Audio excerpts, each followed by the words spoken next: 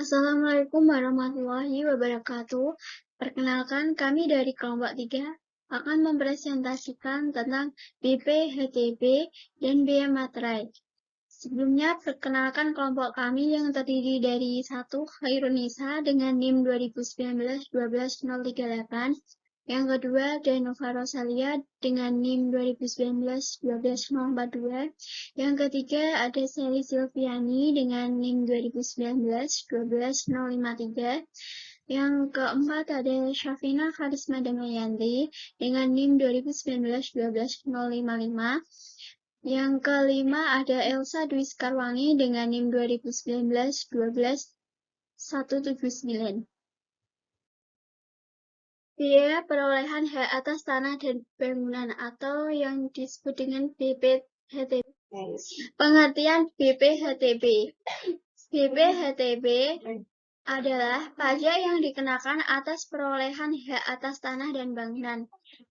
Perolehan hak atas tanah dan bangunan merupakan perbuatan atau peristiwa hukum yang mengakibatkan diperolehnya hak atas tanah dan bangunan oleh orang pribadi atau badan.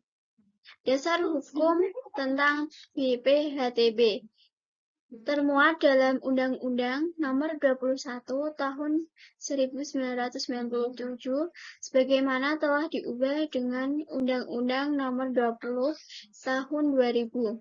Namun, demikian seiring dengan semangat otonomi daerah seperti halnya PBB, maka BPHTB pun pada tahun 2019 akan menjadi pajak daerah dengan diberlakukannya Undang-Undang Nomor 28 Tahun 2009.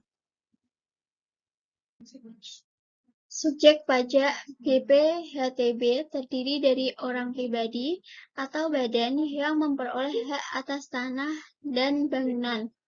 Objek pajak BPHTB terdiri dari perolehan hak atas tanah dan bangunan yang dapat berupa 1.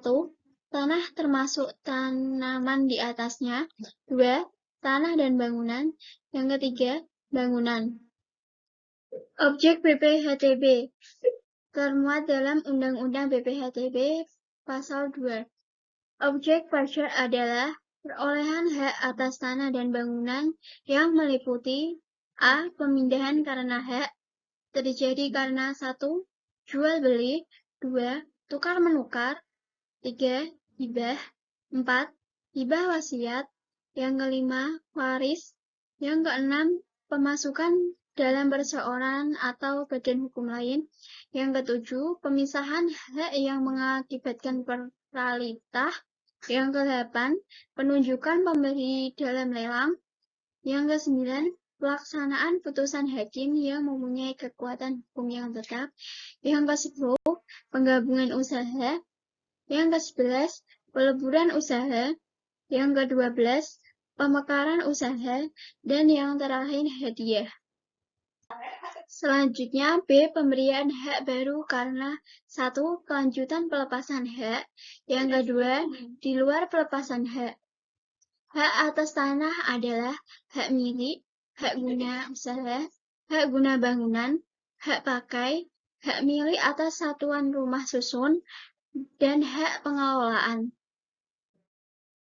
Objek pajak yang tidak dikenakan BPHTB terdiri dari perwakilan diplomatik, konsulat berdasarkan asas perlakuan timbal balik.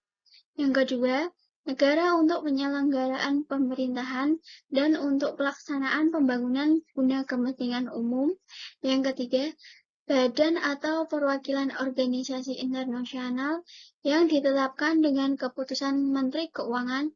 Yang keempat, objek pajak atau badan yang digunakan untuk kepentingan ibadah. 5. Orang pribadi atau badan karena konversi hak atau karena perbuatan hukum lain dengan tidak merubah nama.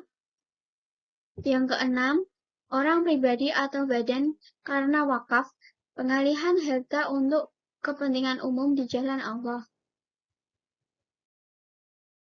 Subjek dan wajib pajak yang pertama, subjek pajak BPHTB adalah orang pribadi atau badan yang memperoleh hak atas tanah dan atau bangunan. Yang kedua, wajib pajak adalah orang pribadi atau badan yang memperoleh hak atas tanah dan atau bangunan. Tarif pajak. Tarif pajak ditetapkan sebesar 5%. Besarnya pokok BPHTB yang terutang sama dengan tarif kali dasar pengenaan BPHTB N dikurangi NPO-TKP. Dasar pengenaan BPHTB. Dasar pengenaan BPHTB adalah nilai perolehan objek pajak atau NPOP. NPOP ditentukan sebesar harga transaksi dalam hal jual beli. Harga pasar dalam hal yang pertama tukar-menukar, hibah, hibah wasiat, waris, pemasukan dalam perseroan atau badan hukum lainnya, pemisahan hak yang mengakibatkan peralihan hak karena pelaksanaan putusan hakim yang memiliki kekuatan hukum tetap, penggabungan usaha, peleburan atau pemekaran usaha, hadiah. Harga transaksi dalam risalah lelang. NJOP PBB jika NPOP tidak diketahui atau NOP kurang dari NJOP. Nilai perolehan objek pajak tidak kena pajak atau NPOP-TKP. Yang pertama, besarnya nilai NPOP-TKP ditetapkan sebesar 60 juta untuk setiap wajib pajak. Yang kedua, dalam hal NPOP, hak karena waris atau hibah wasiat yang diterima orang pribadi yang masih dalam hal hubungan keluarga sedarah dalam garis keturunan lurus 1 derajat ke atas atau 1 derajat ke bawah dengan pemberi hibah wasiat, termasuk suami atau istri. NPOP-TKP ditetapkan sebesar 300 juta. Tarif dan perhitungan BPHTB, Undang-Undang Nomor 28 Tahun 2009 Pasal 89. Yang pertama, BPHTB yang terutang, yaitu tarif dikali NPOP-KP sama dengan 5% dikali NPOP dikurangi NPOP-TKP atau bila NJOP digunakan sebagai dasar pengenaan. BPHTB yang terutang sama dengan tarif dikali NPOP-KP sama dengan 5% dikali NJOP dikurangi NPOP-TKP. Contoh perhitungan. Pada tanggal 2 Agustus 2011, Tuan Mustafa membeli tanah yang terletak di Kelurahan Maguwoharjo dari Nona Amira dengan nilai perolehan objek pajak atau NPOP sebesar 150 juta. Sedangkan nilai jual objek pajak yang digunakan sebagai dasar pengenaan PBB adalah 150 juta. Nilai perolehan objek pajak tidak kena pajak atau NPOP-TKP untuk perolehan hak karena jual beli untuk Kabupaten Sleman adalah 50 juta. Maka besarnya BPHTB yang terutang adalah NPOP sebesar 150 juta, NPOP-TKP sebesar 50 juta, dikurangi NPOP kena pajak sebesar 100 juta, BPHTB terutang 5% dikali 100 juta sama dengan 5 juta. Selanjutnya akan dijelaskan Sally Silviani.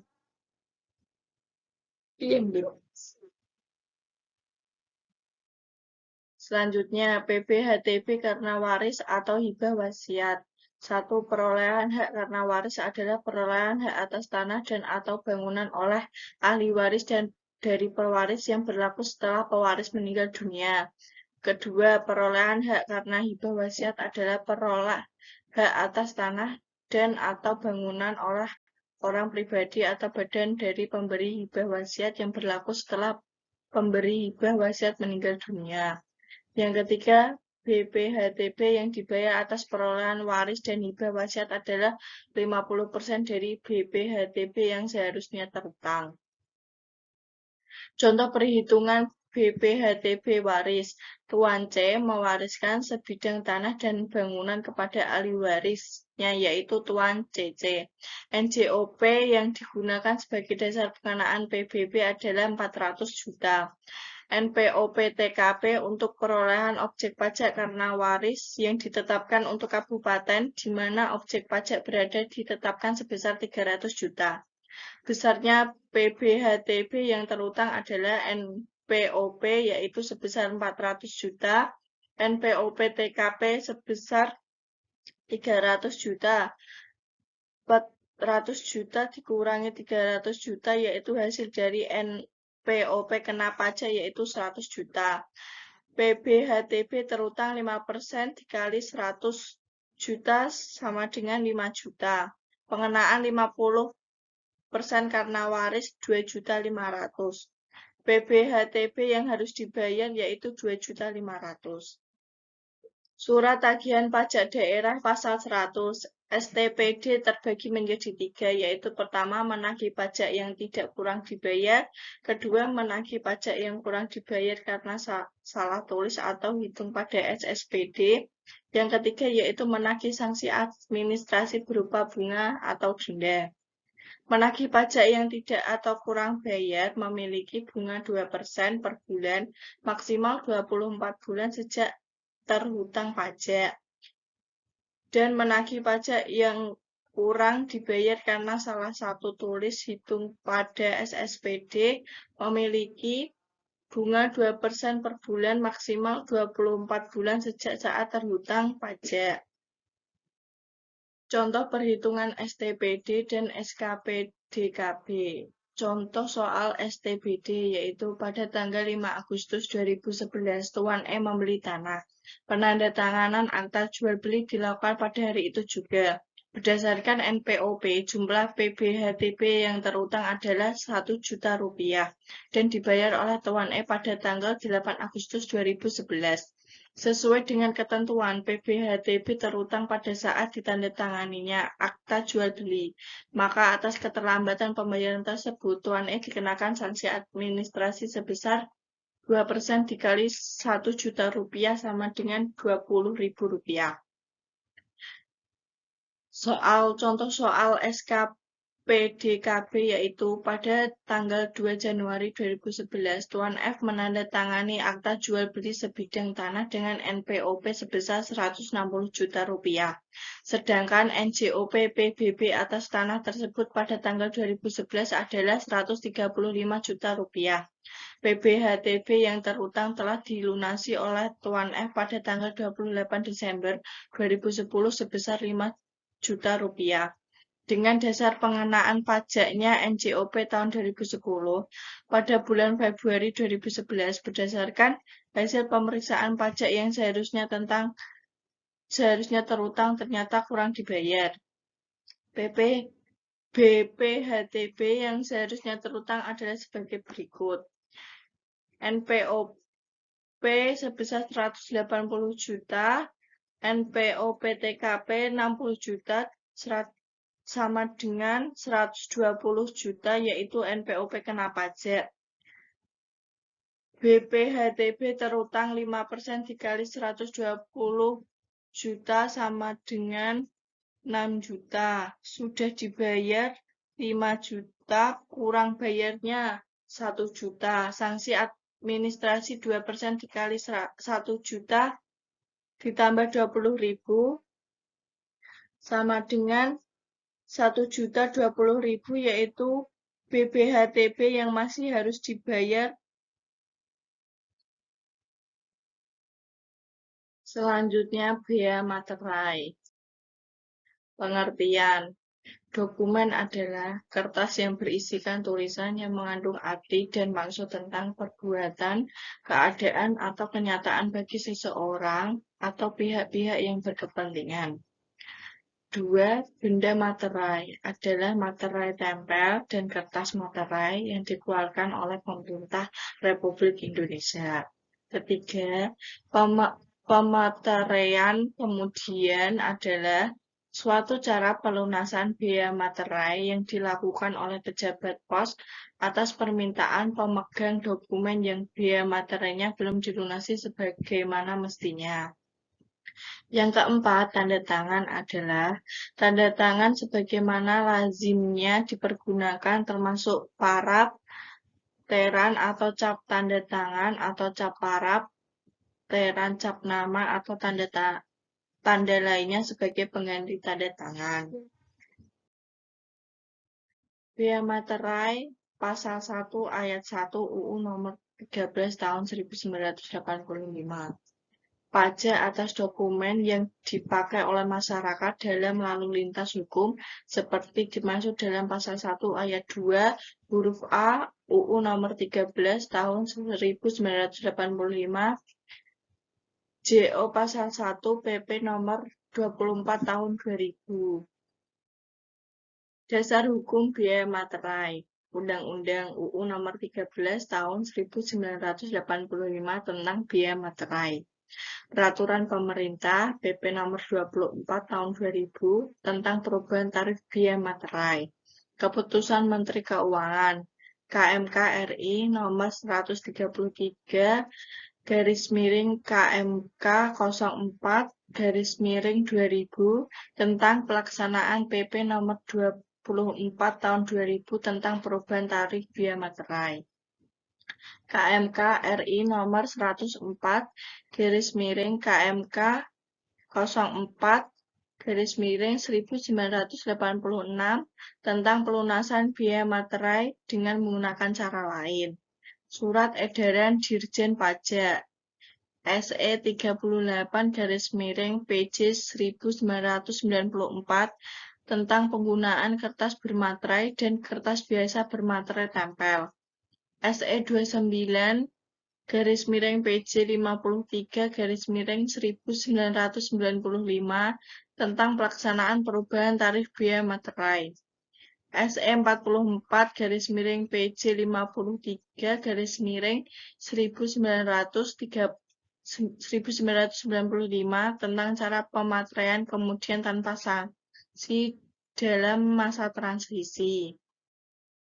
Fungsi biaya materai sebagai biaya pengesahan atau kekuatan hukum atas sesuatu dokumen berharga dan penting oleh negara. Jika suatu dokumen berharga tidak bermaterai sesuai dengan peraturan, maka pejabat dilarang melayani dokumen tersebut. Materi selanjutnya akan diteruskan oleh teman saya, yaitu Khairunisa. Objek tarif yang terutang biaya materai. Pasal 2 Undang-Undang Nomor 13 Tahun 1985 JOPP Nomor 24 Tahun 2000.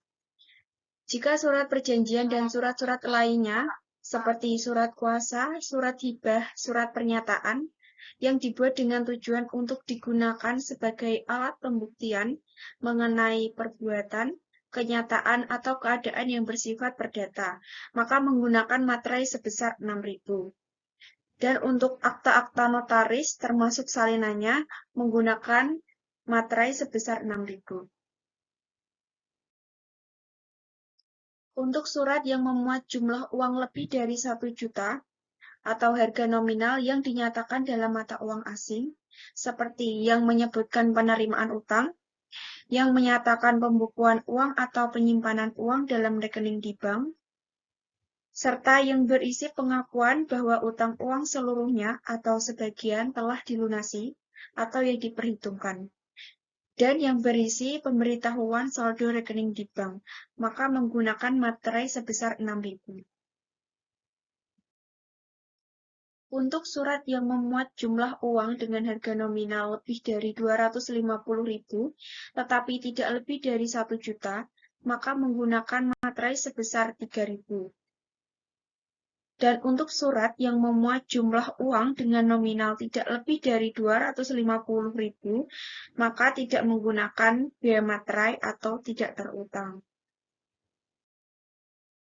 Surat berharga seperti wesel, promes, dan aksep yang harganya nominal lebih dari 1 juta, maka menggunakan bea materai sebesar 6.000, sedangkan surat berharga seperti wesel, promes, dan aksep yang harga nominalnya lebih dari 250.000, tetapi tidak lebih dari 1 juta, maka menggunakan bea materai sebesar 3.000.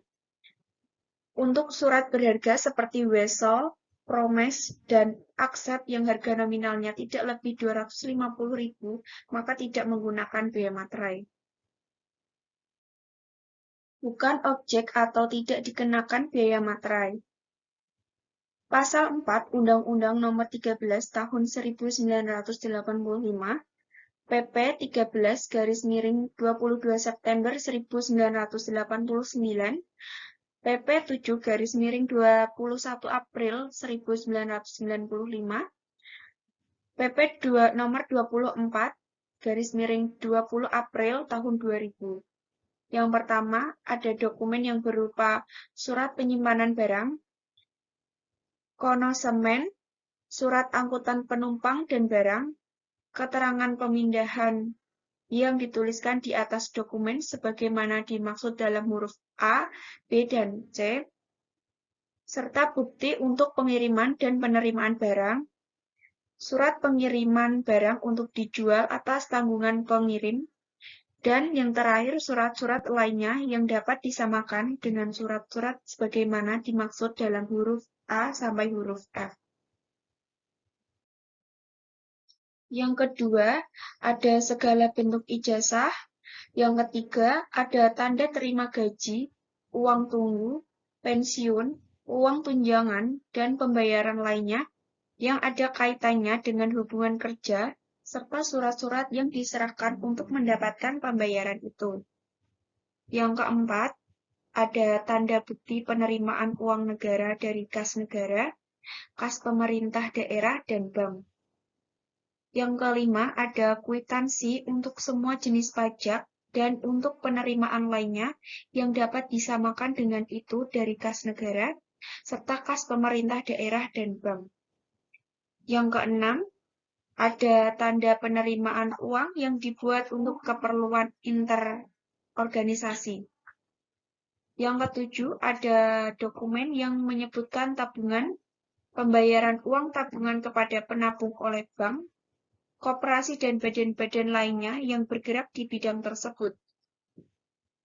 Yang kedelapan, ada surat gadai yang diberikan oleh perusahaan umum pegadaian, serta yang kesembilan, ada tanda pembagian keuntungan atau bunga dari efek dengan nama yang dalam bentuk apapun.